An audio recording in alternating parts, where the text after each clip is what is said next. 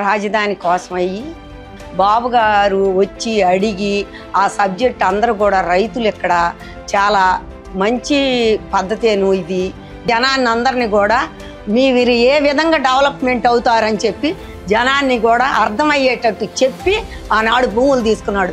అభివృద్ధి చేతగా అని చెప్పి ఇష్టం లేని వాళ్ళు ఏమని మాట్లాడేవాళ్ళు దౌర్జన్యంగా తీసుకున్నాడు. ఒక్కళ్ళ దగ్గర కూడా దౌర్జన్యంగా ఎవరి దగ్గర లాక్కోలే. ఆయన అభివృద్ధిని చూసి ఇస్తామన్నారు.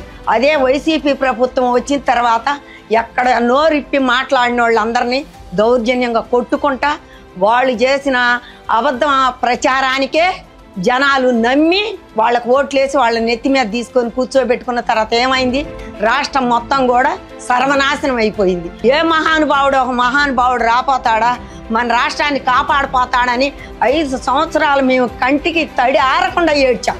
అదే సమయంలో పవన్ కళ్యాణ్ గారు చంద్రబాబు గారికి తోడుగా వచ్చాడు. కూటమి ప్రభుత్వాన్ని తీసుకొచ్చారు, ముందుకు నడిపించారు. ఇవాళ వేగవంతంగా ఎక్కడ అడవిలాగుండా ఈ అడవినంతా తీసి పారేశారు. రోడ్లు అవుతున్నాయి, బిల్డింగులు అవుతున్నాయి.